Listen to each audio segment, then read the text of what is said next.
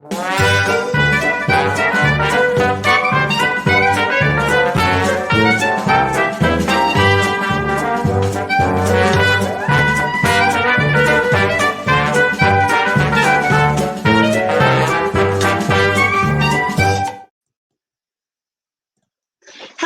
everyone. My name is Candace Huber. I am the owner of Tubby and Coo's Mid-City Bookshop in New Orleans, coming at you live from the bookstore. I am so happy to be here with 5 other bookstores bringing you this live event.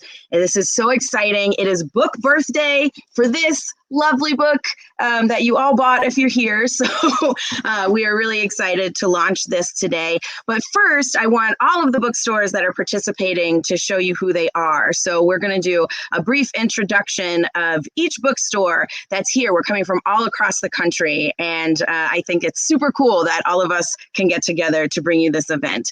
And so without further ado, the first person that we have is Sam from Blue House Books. Hello, Sam. Hi, everyone. I'm Sam. I'm the owner of Blue House Books in Kenosha, Wisconsin. My town's only full-service indie bookstore just opened this last September, and super excited to be here. This is my first big author event, so I'm excited to be here with you all. Yay, thank you, Sam. And now we have Crystal from Portkey Books. Hello, Crystal. Hi, everybody. I'm Crystal Calderon from Portkey Books here in Safety Harbor, Florida, and I am streaming from my soon-to-be storefront, which is kind of empty right now, but I'm glad to be able to do this first event here. So, hi. Yay, it's so cool to have 2 bookstores that this is like their first big author event with new stores. So this is so exciting. And we have Heather from Third House Books. Hello, Heather. Hello. I am Heather from Third House Books in Gainesville, Florida, and I'm really excited to be here with another Florida bookstore. Hello, Crystal. This is my home. This is where I pack all your orders while we are in a pandemic. But I'm very excited for this book launch and to be hosting this with my friends. Yay! I'm happy you're here too, Heather. And last but not least, we have Braca from River Dog Books. Hi, everyone. Thank you so much for being here tonight. It's just wonderful to have everyone be excited about these 2 authors. River Dog Book Company is a location-independent store. We've operated in 4 different states since we've been open. And so I like to say, today we're Wisconsin-based, but we sell worldwide. So hello to all my worldwide customers. Yay, thank you. And so, of course, we are all super, super excited about this book launch event and the authors that we have here today to talk to you. And I'm so excited that I'm jiggling my table, so I apologize for that. So first off, we have Cadwell Turnbull, who is the author of The Lesson, which is a really great book. If you haven't read it, you can purchase it from any of these bookstores. There is a buy books button down there, by the way. So if you want to purchase The Lesson, you can and pick your bookstore. But Cadwell, his short fiction has appeared in The Verge, Lightspeed, Nightmare, Asimov Science Fiction, several anthologies, including the Best American Sci-Fi and Fantasy of 2018 and the year's Best Science Fiction and Fantasy of 2019. His novel, The Lesson, was the winner of the 2020 Newcomb Institute Literary Award in the debut category. The novel was also shortlisted for the VCU Cabell, I think, Award, and longlisted for the Massachusetts Book Award. And Cadwell lives in Raleigh and teaches at North Carolina State University. And he is here to be in conversation with our person of the day, Djéli Clark, whose book is A Master of Djinn, and it is the Master of Djinn's book birthday today. So hooray. We are really excited about this book and for y'all to all read it. And Djéli Clark is the award-winning and Hugo, Nebula, Sturgeon, and World Fantasy nominated author of the novellas The Black God's Drums, which actually takes place in an alternate New Orleans and is very popular here because it's a cool book. Also, The Haunting of Tramcar 015, which was sort of the start and also in this world. Well, the start was a short story, but also in the same world as A Master of Djinn. And Ring Shout, which was on my personal top 10 favorite books of last year. And I know so many of y'all have read it because I push it all the time because it's so good. And that is it. He's a founding member of the Faya Literary Magazine and an infrequent reviewer at Strange Horizons. He spent the early formative years of his life in the homeland of his parents, Trinidad and Tobago. And when not writing, he works as an academic historian whose research spans comparative slavery and emancipation in the Atlantic world. Currently, he resides in a small Edwardian castle, which is really cool, in New England. And he has a pet dragon who also suspiciously resembles a Boston Terrier. I had to throw that in there because I just really like that that's in your bio. And he also has a blog called The Disgruntled Haradrim. So welcome. Thank y'all both for being here. And I'm so excited to listen to y'all's conversation. Thank you. Thank you so much. Thank you. So yeah, man. So I told you this just a few minutes ago, but this book is incredible. I got the opportunity to read it, and it's just like amazing on every level. You know, plotting, world building, the way that you weave in history, the characterization, just the craft that went into this is just mind blown, man. Thank you. That's great to hear from you. I don't know if you remember, like we first met, Cadwell and I first met at, of all places, ReaderCon, I think, just randomly saw you walking by. And then the next time we would meet, my aunt. Oh yes, your aunt. How did you forget? Like, so we had the coolest weird way that we run into each other. Yeah. Aunt just randomly like, you have to come meet this this author. You're like, oh yeah, I know him. We meet too, and you know, and da. And so yeah. Small world, man. Small world, yeah. man. Yeah. So that's great hearing from you because I'm a fan of your work as well. I appreciate that. Lesson I keep seeing its praises. I mean, an alien invasion story, but set in the Caribbean is, I don't know why it hadn't been written before, right? No more alien invasion stories in just New York or LA or London. Right. Turns out the planet is kind of big and might be somewhere else. So certainly why I wrote it, for sure. And I am now reading, well, I actually finished your more current work. And so I don't know if I'm supposed to bring that stuff up, but yeah, so I can't wait for the world to see that as well.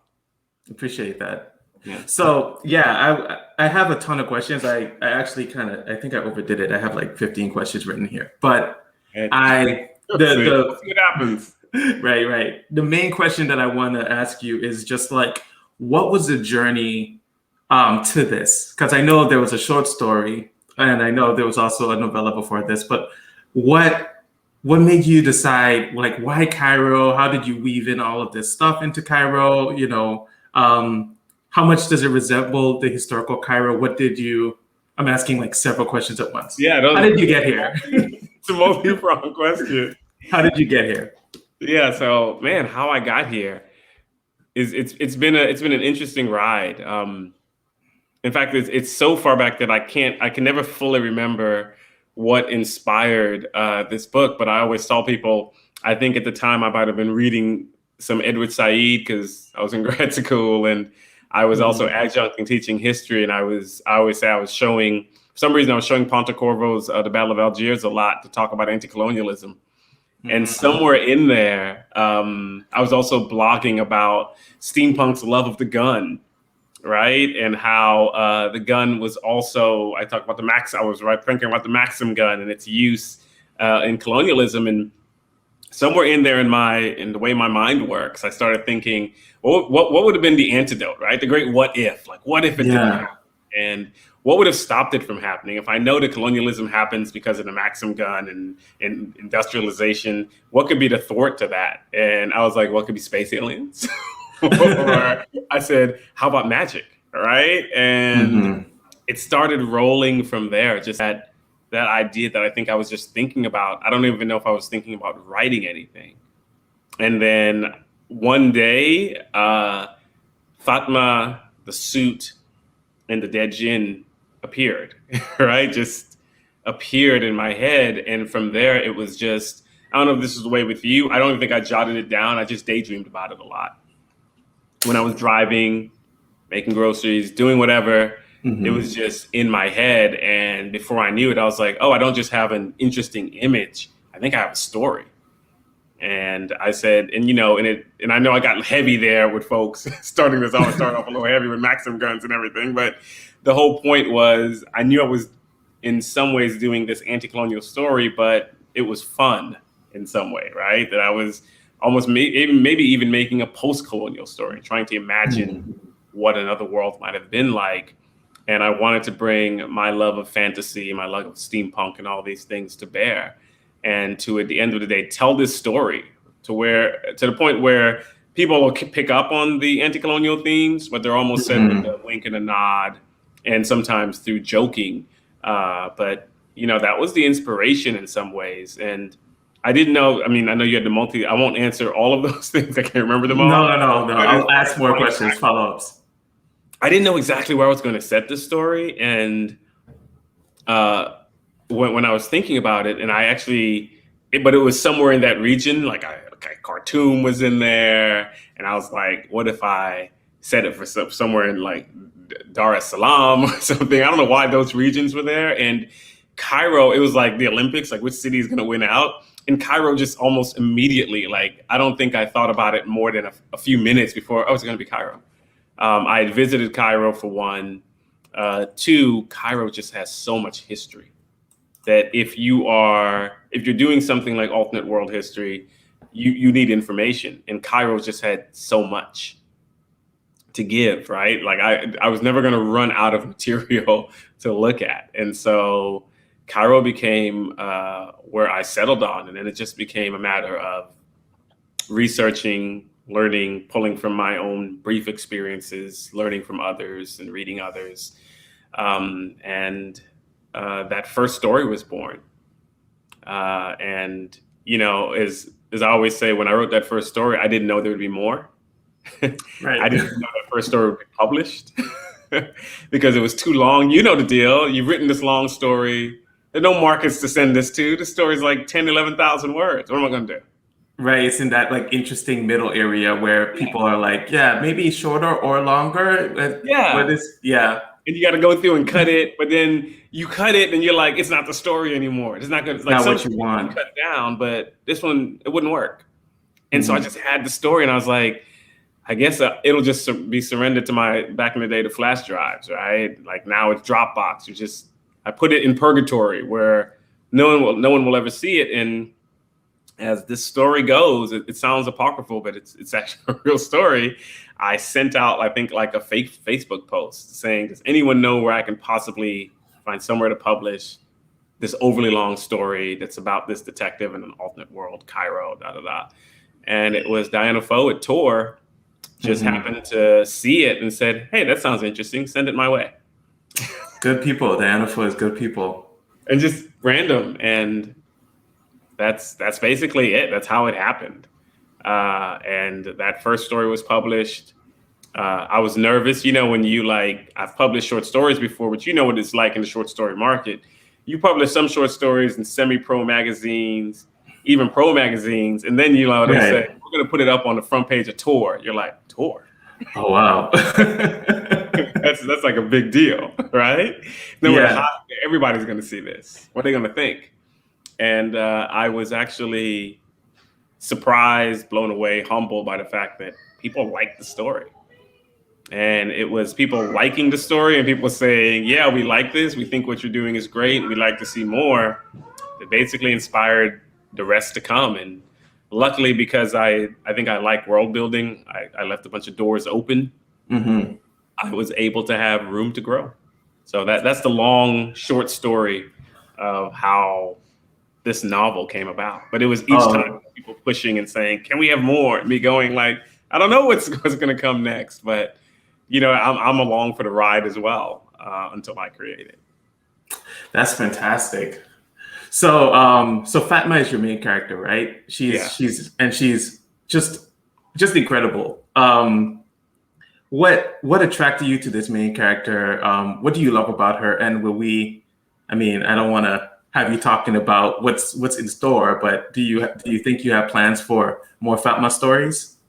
Oh man, like I said, I didn't know I didn't know I had anything after the first Fatma story. So I like to tell people that, I've planned it all out and no, even the Haunting of Tramcar 015 only came about because after the reception of the first book, I went and I made an entire timeline. I said, well, I should actually flesh it out. So like a year later, I decided to flesh out that world. And when I did, you know, it is like, okay, now I got to take it for a spin. I got to write something in the world. And so I wrote The Haunting of Tramcar 015.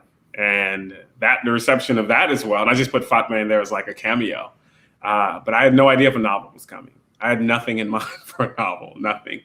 And it was after that I decided that I wanted to do the novel. And I knew that, getting back to your question, I knew that I wanted to go with Fatma because I think as much as I like some of the characters in The Haunting of Tramcar 015, Fatma was the heart of this world, right? She's how I started this world. I think as a character, there's something about her. Like I said, I almost saw the image of her as a character almost immediately. And you know how it is. You start coming up with the character, and then almost like this person, and like I know their personality, and how are they going to react if somebody says this? Now this is how they react, or how would they react to this?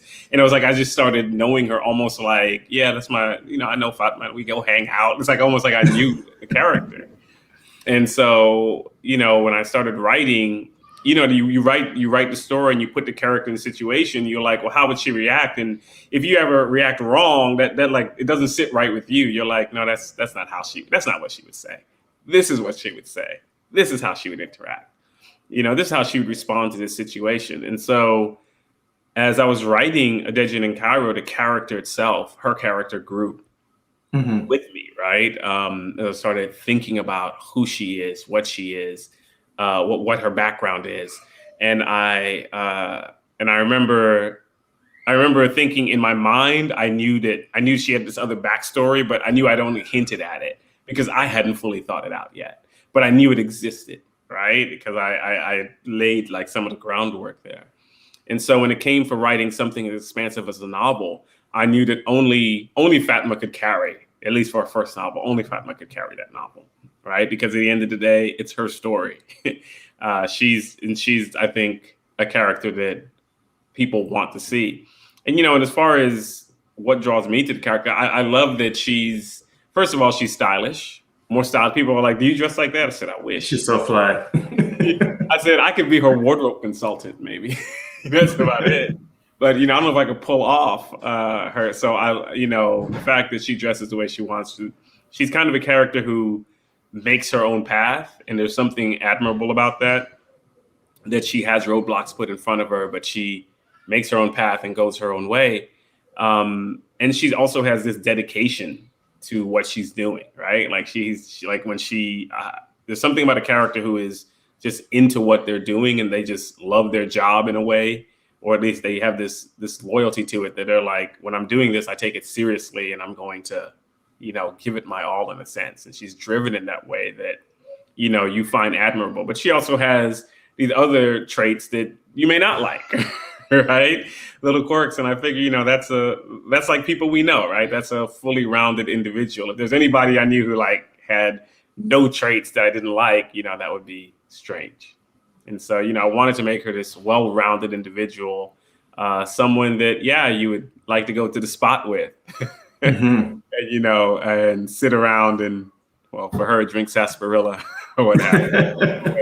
A bit of the book, but yeah, for sure. She's so real, and what's really fun about her is just seeing her just be incredibly good at her job and maintain a cool when she's dealing with, I don't know, multidimensional beings and Djinn and colonialists and all of these people that she like interacts with on a daily basis, and she's just like composed, and when she's freaking out, she's still managing to think critically about what's going on in the moment. And there's this, I feel like if I was in this situation, I would have like this like profound and deep, all-encompassing like sense of inferiority, but Fatma just like walks up in like a room with like immortal beings and like holds a conversation, and it's just like incredible to see her do it. That's exactly it, right? Like not everybody can do that, right? I try to make that known. Not everybody is cut out for this. Like when people are in front of the angels, right? Like don't look them in the eye,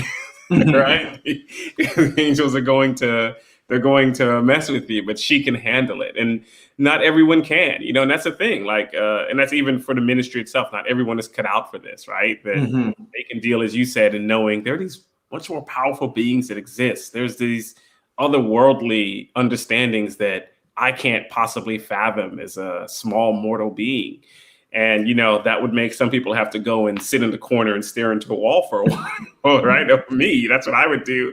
And, she's a person who she can handle this. She has a way of, like you said, if she panics, she's like, I'm going to panic and I'll put that in a box for a second. But now I'm going to solve it. Like, I took my time to panic, but now I need to figure out our way out of here. And I think that's what makes her the kind of character you want on your side. Right? Because I always have, like, if you're in a situation, who would you want? I would want Fatma, because I know she's thinking, like, how are we going to get out of this? What are we going to do? And her heart is in a good place too. She's, you can tell that the reason she does what she does is because she cares about her home. She cares about her people, and she's doing what she needs to do to get it done. We got a question from someone in the audience. Yeah, so regarding Fatma, I know you said she just popped up in your imagination, but on reflection, does she resemble someone you've read about or no? And I think I get a feeling that some of this, you must be pulling some of this from, like, from your auntie, for example, this. I definitely, it's funny. I think that's always the case. And I've said this before. I said, there's probably friends I've had, or certainly, like you said, aunties, I had someone who inspires these things, because even I think this happens with all my characters. None of my characters I ever say are fully formed. But sometimes you're right. I think this is a good question that I see Brenda here is asking, that you sometimes aren't certain, but I'm nearly certain that it comes from that. And it probably comes from figures that I've read about in history and otherwise. I'm certain I'm pulling from all of that to create her as a person. No doubt. Thanks for that question, Brenda.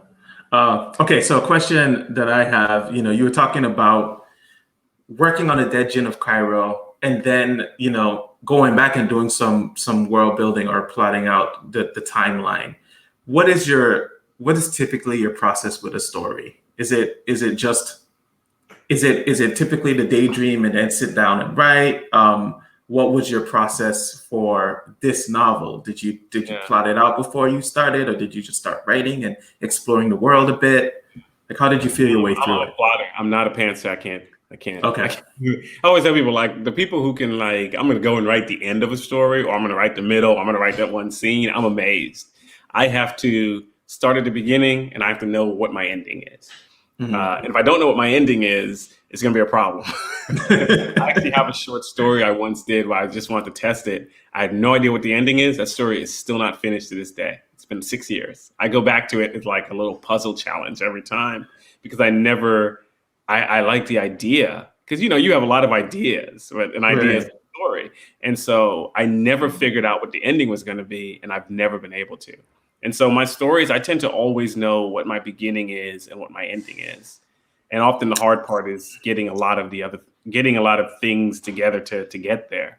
And so you're right. When I started thinking of a Master of Djinn, this is after, The Haunting of Tram Card 015 had come out, which I'd gotten to flesh out the world, expand things. And so I kind of had this foundation to build on, from a dead Djinn in Cairo to how I've peeked and talked a bit more about this world in The Haunting of Tram Card 015. And so now it's like, okay, I've got this whole timeline. What do I want to do? What's the story going to be about? And I cannot tell you exactly when the idea came to me. It's always like, I don't have an exact day. Maybe if I go back and look at my journal. But I know that one day it might have been doing something like driving in my commute to work. Or I might have been at the gym, who knows, with headphones on. Or, I could have been cleaning. Nothing like cleaning, by the way. Clean your house, and it's a great way to, like, get the imagination going. Oh, for real. But somewhere in there, the idea hit of, especially going back to the central figure of Al-Jahiz, because he had been... he's threaded throughout all of the books, right? Because he's the one who made this world possible. And somewhere in that connection, I remember I sat down and I knew the idea, and I was like, "Oh, this is what's going to happen." this is going to be it. Oh yeah, this is how it's going to end. And after that, I just, like you said, I sat with it for a while. Did a lot of daydreaming, thought about it. Then when I was ready, I started jotting notes. Sometimes I have to journal. Sometimes I just use the handy notes on the phone. Make sure I back that up. You know, you got down some good notes, you got to make sure you back it up, because the last thing you want is that you lose it. And I think I must have done that, like a week. And I had the story. Then it was a matter of, you know, okay, how am I going to start it? And then after that, it just took I did a lot of research. I use Scrivener. So I don't have people use Scrivener too. So I halfway use Scrivener. Let me make it plain. I use Scrivener to hold things. I don't write in Scrivener. I'm still addicted to Word. Right? I don't use like half of Scrivener's features. Right? Here is the Boston Terrier. Looks like a dragon who's coming to see everyone. He's down here acting out. So I use Scrivener's there he is. I use Scrivener, however, to hold it. Scrivener is where I hold research. It's where I sketch out the characters. I think of the setting. I think of the dress. I think of all the little things, right, is what I hold in Scrivener. And it's also where I plot out my chapters. And so once that was done, it was just a matter of writing the story. Right. And of course, my chapters, just because I have an outline doesn't mean I'll stick to it completely. New chapters get added, new characters get added. You know, but I need that as my roadmap and my guide. How about you? Do you plot out, or are you a pantser? You just like, I got the end, I'm gonna write. Okay, so I'm definitely not a pantser. I can't do that.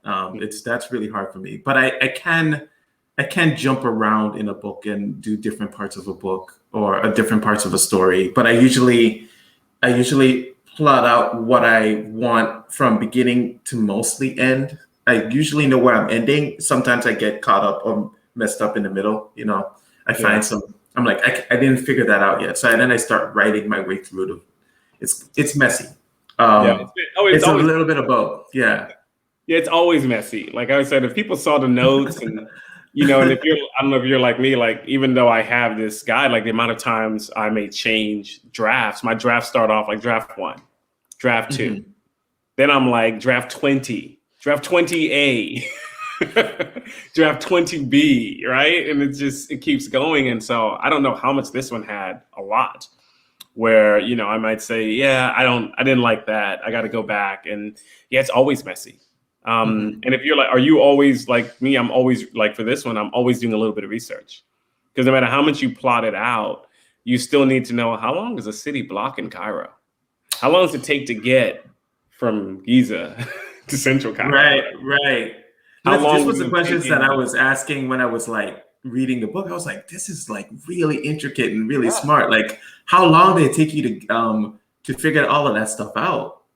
Yeah, it took those are the things that sometimes you say, I'm going to get in 4 good hours of writing. Never happens. So let's be realistic. I'll get in 2 good hours of writing, and you end up spending an hour and a half trying to research what type of cigarettes were common in Egypt and when, right? And that's like, well, that took up most of the time. Once you've got it, then it's like putting it in.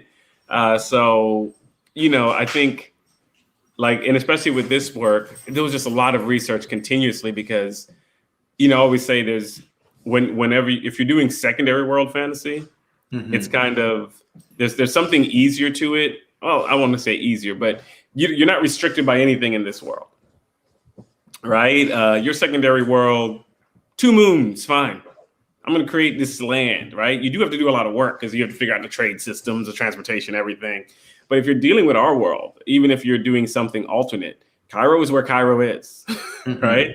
Cairo is still laid out the way it is. So you're still dealing with those things, and you have to work around them. And so I think I was constantly doing research as I was going through, because I couldn't get past something if I didn't know, because I'd say, if I do it wrong here, I'm going to have to change it everywhere else. So I need to know. And so, you know, it was one of those, I think I saw an author, it might have been Tochi Onyebuchi. He once said, close all those Google searches, beloved, those screens you have open. So hard. You don't want to close it because you're like, I think my wife asked, when did you last shut down that computer? I can't shut down the computer until I get past the scene. So it's going to stay open for like a month. Right, and bookmarks aren't enough either, because I feel like if I bookmark it, I'm going to forget that I need to go back and read it. So I'm like, let me keep this open. I'll eventually get to it, right? Yep. Something as simple as street food in Cairo, right? And so it was a constant learning experience in some ways, and bringing things I knew in with new information that I was learning. And so it was a fun process because luckily I have a background in the other thing I do is a lot of research, so I could bring a lot of that to bear. But that helped a great deal. It's amazing. People are asking what the dog's name is.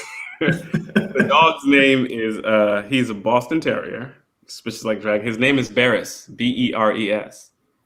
Oh, and no. He's named after you might know who he's named after a certain famous singer by the name of Beres Hammond. Oh, hey Beres, he's back. Beres, yes. Oh, he's very cute. All right, buddy. Can you go? When he sees, for some reason, he sees the computer on and I'm sitting here, he figures this is the time to act up. So yeah, of course, this is a spotlight moment. Yeah. Okay, so this is another question that I was thinking about, because I definitely felt this when I was working on the lesson. Despite being from the place, like writing about the history of the Virgin Islands and that kind of thing, did you feel any like pressure? Did you have any worries? Did you wake up at night in a cold sweat thinking about like, did I get that street name right? How did you reckon with that, if you felt that? Yeah, like heck yeah. 'Cause I'm not from Cairo. Right? I visited Cairo, but I always said like visiting and living are two different things, right? And so there was constant concern over that. I think that's what I was constantly concerned with, getting physical aspects right, getting cultural aspects right. I mean, all kinds of things. And so how I dealt with that was sometimes I would, in fact, if people have read the Ark, you've read the Ark, but there are still some things I changed. Like I was like almost neurotic there at the end with my publisher and editors. Like, I need these changes made. I know it may seem small, but these 12 changes are things I think I got wrong, and people will pick it up if they know. Mm-hmm. Other people will just look over it, but I need those changed for the final book. And so I was constantly thinking about those things. And I know what you mean by waking up, if not in a cold sweat. Sometimes I think like, is that right? Did I say that right? Like, I don't know. That's a little wrong. Is my Egyptian Arabic correct? Because, I don't know if that's correct. And so I think I was doing that a lot. Luckily, I also had people I could ask questions. Mm. And so there were people, both digitally and people I know, who could help me with things, this and that. But I mean, not everyone, because they were like, yeah, I'm from Cairo, but I'm not from 19th century Cairo or earlier 20th century Cairo. So I only know what I know, right? And so there was always like, and then there were people who were like, well, this is the thing. And then someone else would tell me, no. And I'd say, of course, like anywhere else, when you ask two people in the Virgin Islands, you ask two people from Trinidad to explain something to you, you don't come away with two different stories. So that's common in any place, any culture. And so, sometimes I would have to sift through those and try to figure out what I wanted to use and what I thought was correct. And then in the end, even after all that, I sent the whole thing off to a sensitivity reader who came back with copious notes. I mean, things that I can't believe I didn't catch.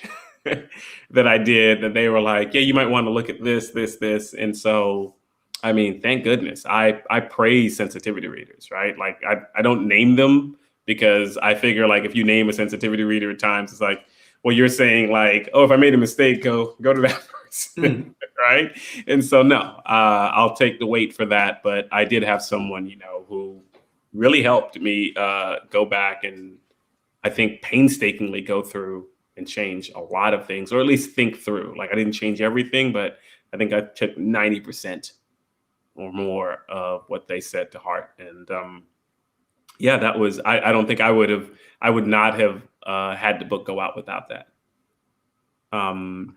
And that's because I know that this is writing the other, right? In some ways, even if I'm often the other, I'm still, it's often weird, right? When the other is writing the other, it becomes complicated and it becomes more complex, but I still think that you have to be careful about what you're doing.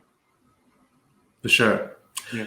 Question related to this from Melissa Maravich. What is it about Cairo that made such an impression on you when you visited there? That it has so many different parts, right? Like I've lived in big cities. I lived in New York. I've lived in Houston. I've lived in DC is a big enough city. It's not as big, but it's capital. So I've lived in big cities before, but it was something being in Cairo that it has all these different parts. Like if you're like in like old Cairo, how it has, all of these really old structures.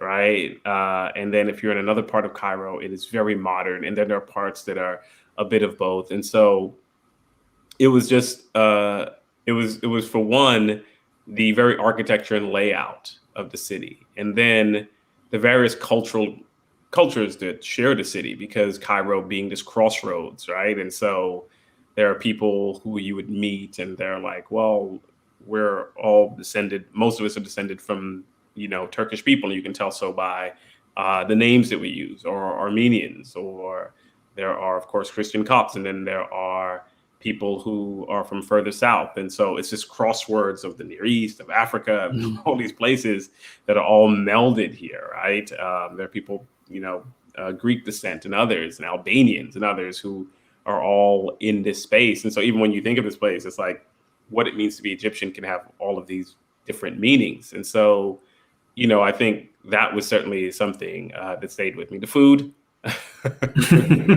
exquisite and amazing. The traffic, like I was. What was the traffic like? Sometimes when you're in another place, and it's funny, I had the same feeling sometimes, like when I'm in Trinidad and I watch people drive, and the rules aren't exactly the rules of driving that you might be used to. They're like their own separate rules that only people there understand. Oh, this little thing means this. You don't always have to use the road. You can maybe use a sidewalk. I had that thing when I was watching the traffic. It was like amazing and dizzying. I realized that how people would know when to walk out and when not to. And like me, I would get run over. Right, if I didn't have somebody telling me like now. And like it was just this interesting and I know I'm just using traffic, but it's just one of these small things you don't think about, because you think, well, traffic is traffic. No, traffic, different place. Traffic can have its own difference in many places. And I think when I was thinking of The Haunting of Tramcar 015, I think that helped me think about transportation. Thinking about the traffic made me think about transportation and how you deal with transportation and all those kinds of things. Those things you kind of take for granted. They're just part of the city, but they're also part of the culture of the city. And so I think things like that stayed with me. Oh, and cool. A little ways from Cairo, you go to Giza and there are giant pyramids. So there's a lot to stay with. Oh man, just right there. Yeah, I'm thinking about St. Thomas and traffic rules in St. Thomas, where like the cars are super vocal back home. We have like all of these different like systems of beeps to communicate different things. Right. There's like the friendly beep and like the aggressive beep, and there's like a whole range in between. And here, like the cars are so quiet, like. It's in that people will go like, they don't tell you they're going to go around you or something. They'll just like, hey, it's like, okay, this was 2 lane. You've turned a 2-lane highway into 4 lanes. Drive, I got it. But you have to be from there and be immersed there to understand that. And if you're outside looking in, you don't understand how people are functioning this way. But of course, they function in this all the time. You're the outsider. You're the person looking in. And so I know when I was writing this, I tried to, it's one of those things I think people like Tempest Bradford and Nissy Shaw, and they're writing together, they talk about, and I try to take this to heart. Like, if you're not from there, try not to write completely like the tourist who is just walking around as an Egyptian man told me when I was there, and we were just all of it. He said, yes, all of you tourists look like those tourist camels, because we don't use camels here. Those are for tourists. He said, with your mouth open and gaping. He said, but after you've been here for 2 weeks, you'll you'll get right. And so I That's always deep. think about that when I'm writing, not to look too much like the terrorists, even though I know this book is mostly going to be written by people who aren't from there. I mean, read by people who aren't from there. So, I'm also writing to many of them as well. Okay, we got a couple questions, but I want to ask you a question real quick.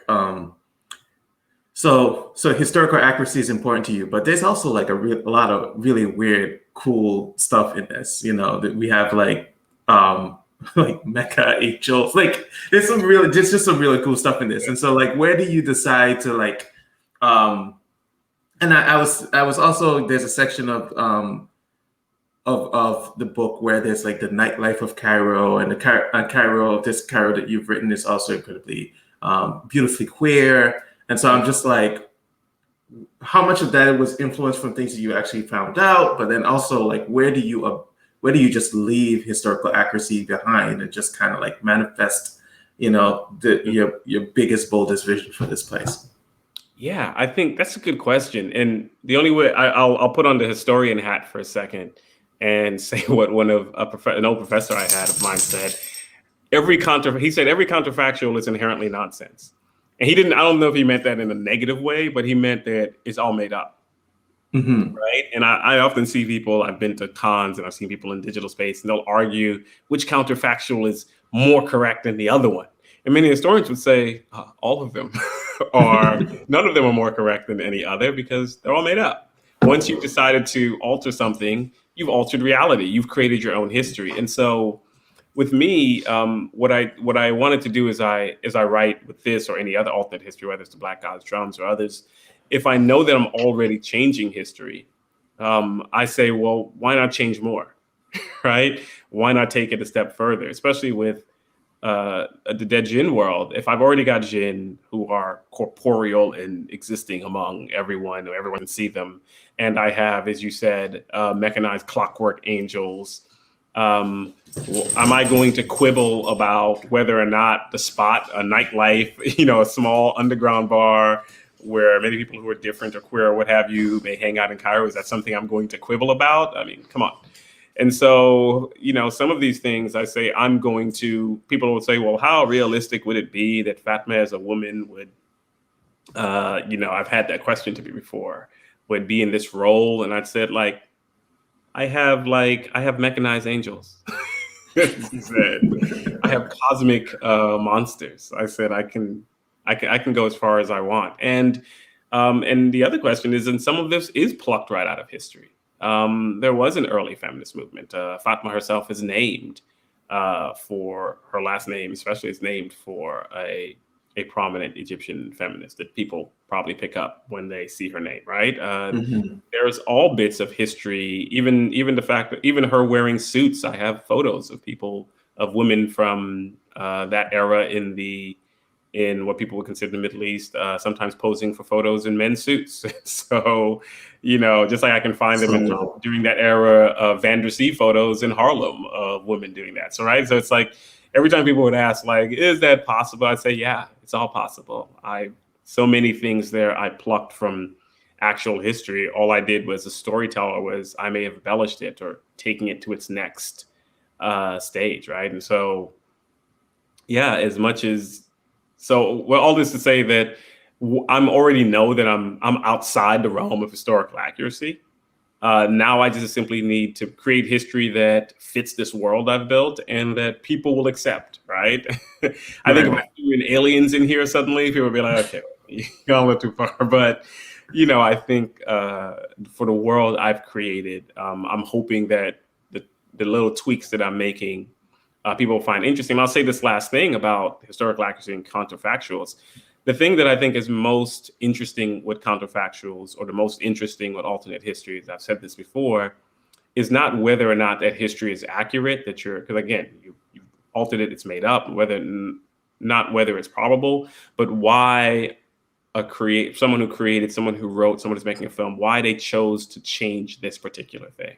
Because at the end of the day, I think that's most important.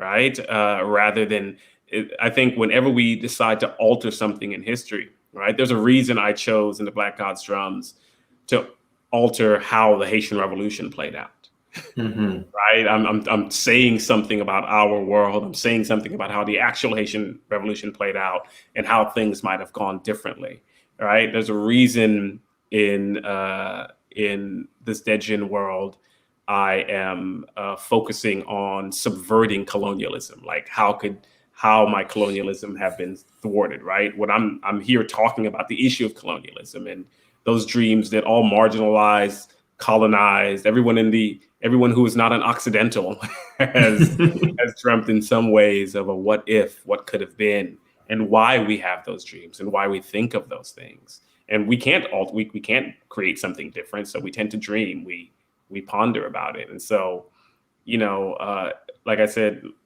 to me, it's always more important on why those choices were made to be changed, rather than how accurate they quote unquote are. Yeah, you answered a question I was going to ask. When I was reading this, I was thinking about guns, germs, and steel, and then I was like, with the addition of like magic and a history of magic, and I was just blown away by how much work that's doing in the story for like challenging colonialism and challenging the assumption of the West of its own power, and a lot of that feels, despite the fact that you're changing things and you're adding, mechanized angels and all this stuff. It feels true. It feels like what you're saying is the truth. And those changes are allowing another way towards understanding that truth, that it really wasn't anybody's superior ability. It's a complicated history and things happened. Exactly. Yeah. And I think about someone like, it's interesting. I think of like Stephen Barnes' Lion's Blood. I think that's his whole point. Right, in Lion's Blood, that things could go another way, right? His alternate world, when he creates his alternate world, he has this theme as well, right? It has nothing to do with superiority or inferiority. This is what could have changed things, and so and I have fun. I'm a historian, so I have fun throwing in all these little things, and I hope people would be like, what was happening with the Ottomans during this time, right? I've got historical figures in there. I don't want to give it all away, but German chancellors and everything, like what was happening during this time. And I want people to think about, I even got to throw in a bit of the scramble for Africa in there in a different light. It's always great to have folks think about those kinds of things. And maybe some people will research and be like, oh, I see. Okay, we got some questions piling up here. So I feel like you dodged the question. So this is from Kimara. Is this the end of Fatma? Will we get more from the world? Do you know it all? I don't. I really don't. I really wrote this as a standalone novel, but like I said, I always leave doors open. There are some little things that people I'm waiting for someone to pick up, like, hey, you didn't answer this question. Like there's a little bit about Fatma that's a little unanswered. Okay, I got to scour this book again. So I always leave myself some open doors. I got to the end and I was like, this does feel like some doors are open here. I got that feeling that there could be more. So this is from Brenda. This is something that I wanted to ask you too, because I was in love with the language of this as well. So every story of yours I've read has such a visceral quality. Many times they almost read as poetic. Do you read or write poetry? If not, if so, what do you attribute your ability to create such a presence on the page? My question was, somewhat related, just like how much energy do you put into like crafting your sentences? Because they're just thank you. They blow me away. So I'm reading a work right now by a writer, Maroya Yehide, called Creatures of Passage, right? And when I read her prose, it's so amazing that for somebody to say I'm poetic, I'm like, no, that's poetic, right? Like I can't touch that. And so thank you. If people find it poetic, that's great. I think that, when working at craft, I think it's something that I'm always doing. I go back and, if you go back and you look at something you wrote 10 years ago, 10, 15 years ago, you can tell you wrote it 10, 15 years ago. You're like, a year ago. A year ago. Or like, that sounds awkward, right? And so it's always I think it's always a bit of fine tuning as you go. And like the words sometimes have to, how you write the words to me kind of fit the story. Like the type of prose I use in Ring Shout to me is different than I use in a Dead Djinn, right? In the Dead Djinn world, because there's like Ring Shout just has a darker tone and quality to it. Whereas a Dead Djinn, even though it's dealing with some serious themes, these themes are layered under a lot of the book is humor. So I'm writing more so. I'm sometimes telling jokes and I'm waiting for the punchline to hit here in ways that are fairly different. And so, you know, I would say that I think I'm always practicing at it. I'm always practicing craft. Look, I'm a person who will go in and wonder, how many dialogue tags do I have? Have I said too much? Like I once had a list of all the synonyms you could use instead of SAID. And I would try to put them in, and then my editors would come back and say, just say what's said. People know that one, right? And so, yeah, I think I'm always thinking about it. And then, to be quite honest, here's and you know this from the making the sausage. And there's a point when it's like, okay, your book needs to cut words, right? And if they ask you to cut words, then you've got to come up with every trick to cut words. And I think that helps. I think that's helped me grow.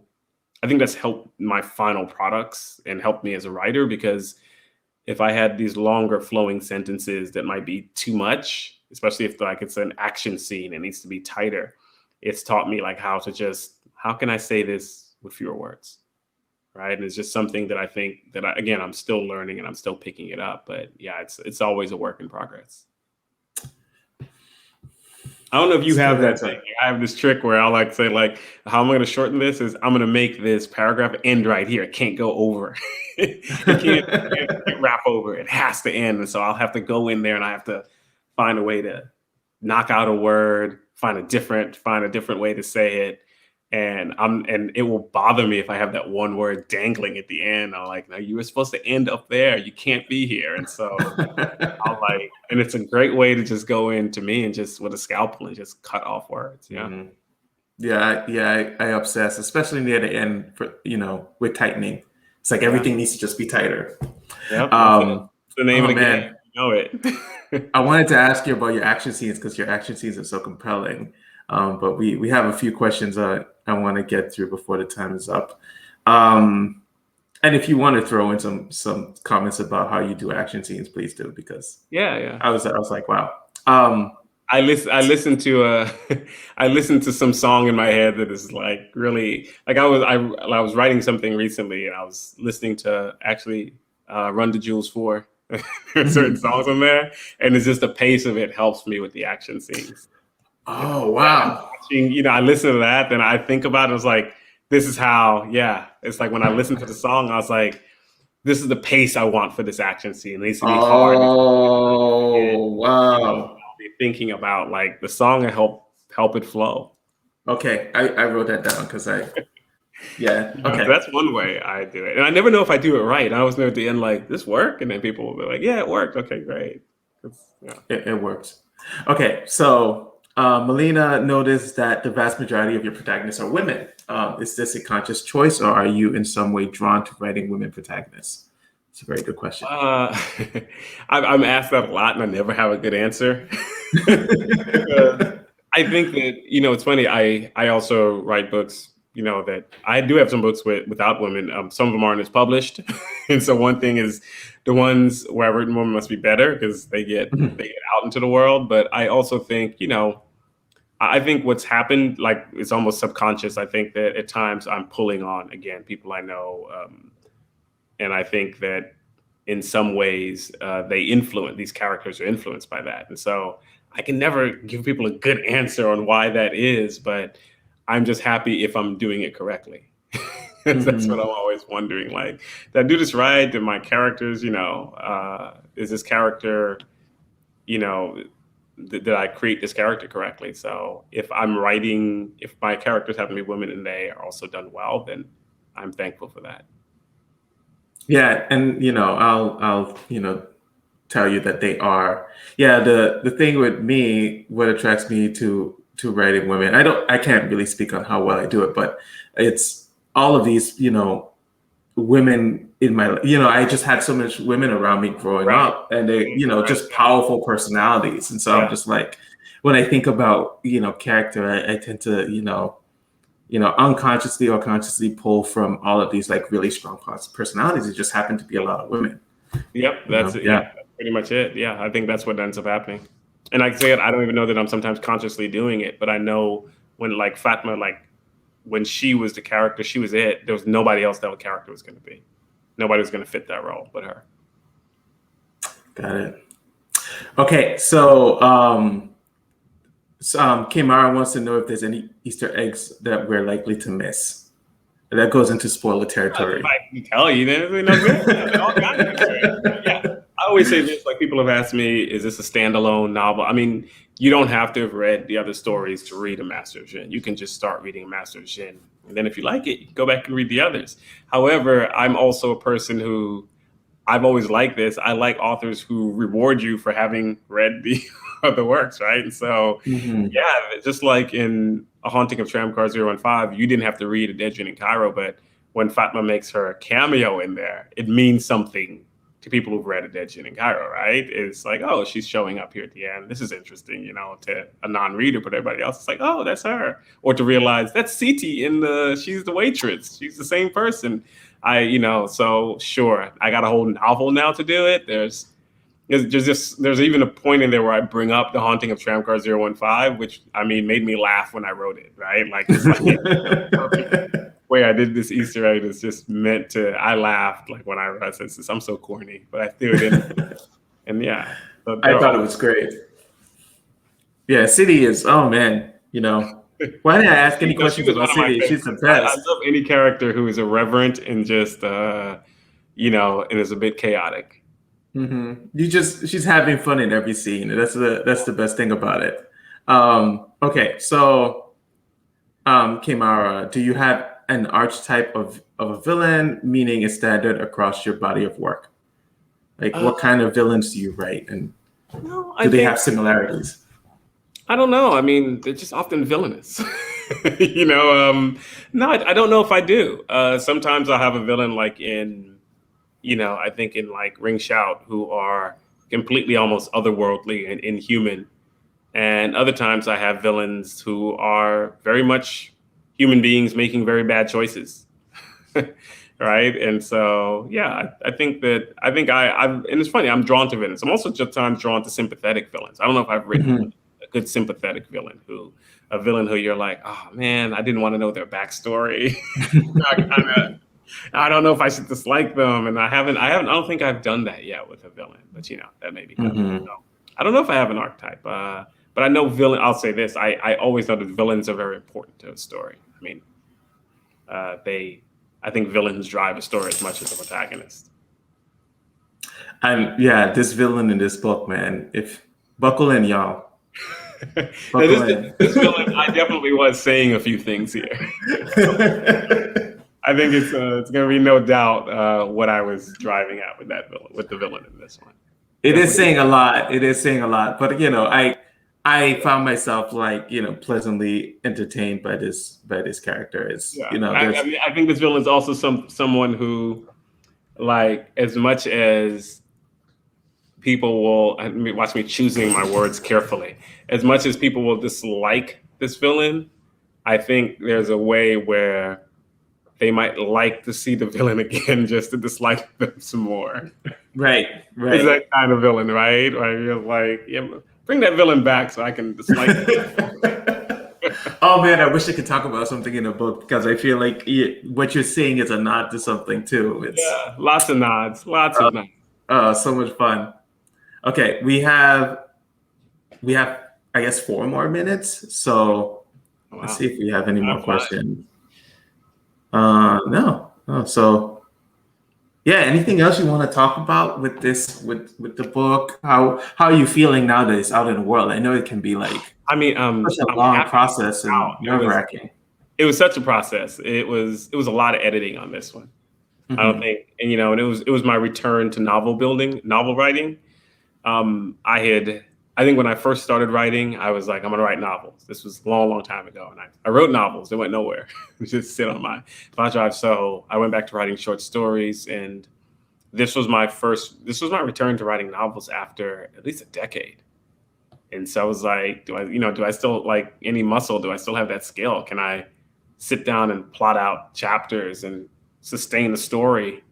I'd heard these stories of people like the greatest shorts, and I asked them to write a novel and they couldn't sustain it. Right. So I was like, can I sustain this for like a whole novel? And, I'm happy that I'm happily cautious with the reception from readers who are like, yeah, you managed it, right? Because people could be like, yeah, short stories are great, but the book was but if people can stay with it and enjoy it all the same, especially since this entire book exists because readers said, I really want more. And so, now that they've asked and I've been able to give, I'm hoping that, that they really like it and they enjoy it in the ways they enjoyed the others.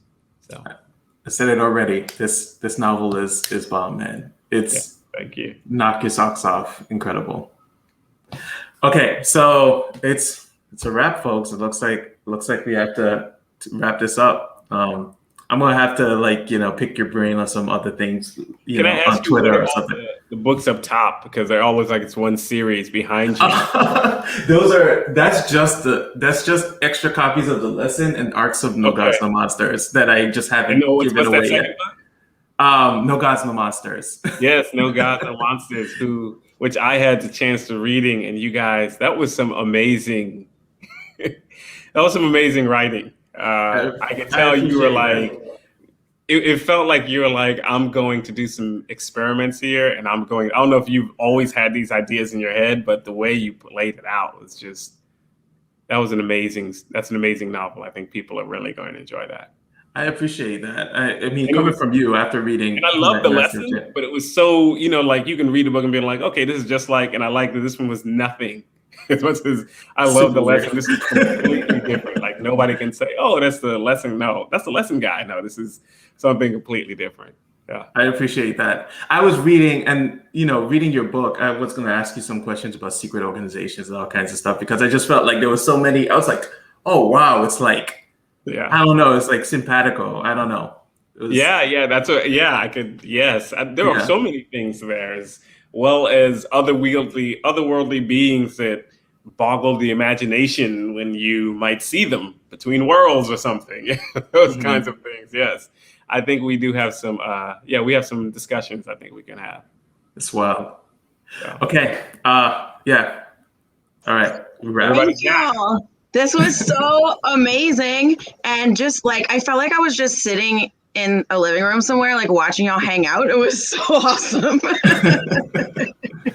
And speaking of books, you can, of course, pre-order No Gods, No Monsters from any of these participating bookstores. It comes out in September. Is that right? I think September 7th. September 7th. Yeah, that's right. So you can pre-order. There's a buy more books button. And you can pre-order from any of the 6 bookstores that were participating, or order more copies of a Master of Djinn or of The Lesson.